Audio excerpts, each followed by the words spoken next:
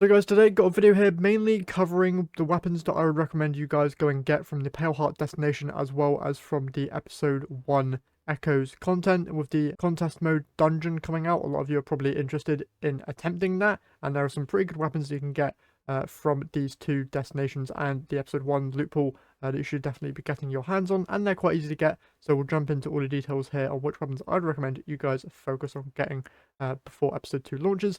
But before we get into it, as always, if you do go on to enjoy this video, if you could leave a like and subscribe, I would very much appreciate it. And with that all being said, let's just jump into today's video. So we're going to start off here in the Pale Heart destination. All of these weapons are very easy to go and get your hands on, because with just a couple of engrams, you can get guaranteed red border versions of them every week.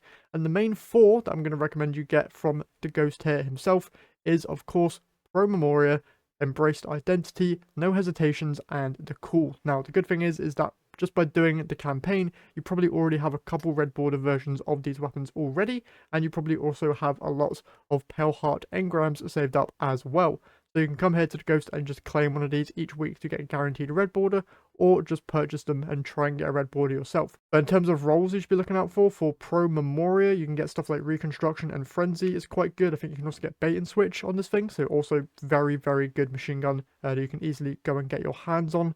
For the Sniper Rifle, Embraced Identity, you can get the role that I have right now is Rewind Rounds and Precision Instrument. It's the same role that you can actually get on the Supremacy, kind of. You don't get 4th times, but Precision Instrument there with the damage boost kind of makes up for it. So very good DPS option there. For No Hesitations, definitely for my Solar Warlocks or just Solar classes in general that want to play that more supportive build, this weapon is just really, really good. You can get stuff like Physic and Incandescent, which is just great combination for this weapon. Going to be granting you restoration as well as just making it easier to deal with lower health bar adds. And then, if you haven't heard already, the Cool is literally one of the best weapons in the game currently. The only kinetic slot rocket assisted frame sidearm, so definitely one that you should be getting your hands on if you like rocket frame assisted sidearms. And there's a whole load of perks you can get on here, the main one being Lead from Gold, so that you can easily keep your ammo stocked up on this weapon. And then in terms of the actual seasonal or episode weapons you can get your hands on, in terms of the reprised Season of Dawn weapons, these ones are going to be a lot harder to get your hands on because they aren't actually craftable. But in terms of ones that I recommend you get your hands on, definitely a good line in the sand would not do you any harm in getting a good roll of. It's a very good linear fusion rifle and can get some pretty good rolls. I think you can get like firing line and stuff on it, so once again, very good option there. And also Martyr's Retribution, another great waveframe grenade launcher, can get stuff like Incandescent on it, as well as auto-loading holster, so very good option there as well.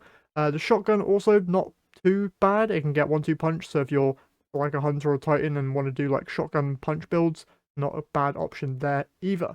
And then in terms of the actual red border weapons you can get your hands on, I would definitely recommend, above everything that I've mentioned in this video already, getting your hands on the Aberrant Action Sidearm. This is easily one of my favourite weapons in the entire game. Rocket assisted frame sidearms are just really good at the moment. Don't know if they're going to be getting a nerf inside of episode 2, but for now, definitely get your hands on them. This one can get Incandescent and just a whole load of other great perks.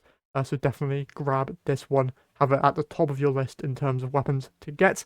Alongside that, if you're a fan of Scouts, Time Worn Wayfarer isn't actually too bad because aggressive frames did get a nice buff. And this thing can get Incandescent and Dual Loader, so you're not there for multiple reloads. I believe that with enhanced perks, you can cut this reload speed down to like half of its normal duration, which is great. And then also be Lost Signal. This is the first actual area denial frame grenade launcher and basically works like a legendary version of Witherhoard, so very good for ad clear stuff as well. And yeah, other weapons, not really all that interesting. The rocket launcher I've heard can get some good stuff on it, but it's a precision frame, so it does less damage than other rockets like Apex Predator. So not going to recommend this one, but if you have nothing else, this isn't a bad one to go and get. Once again, all these seasonal weapons are able to be crafted. You can come here every week and get red border versions of them, but sadly for the reprised Season of Dawn weapons, these are not craftable, so you're going to have to pray to RNG that you get some good rolls. And that's basically it for the weapons I would recommend you guys get your hands on ahead of the contest mode dungeon coming out in episode 2 that launches on the 11th of October alongside episode 2, which goes live on that same Tuesday. I believe that's the 8th of October. So you have plenty of time to get your hands on any of the weapons here. So go ahead and do that in the downtime here, because there's not much else going on here in Destiny 2, so you might as well get some decent weapons whilst you're at it.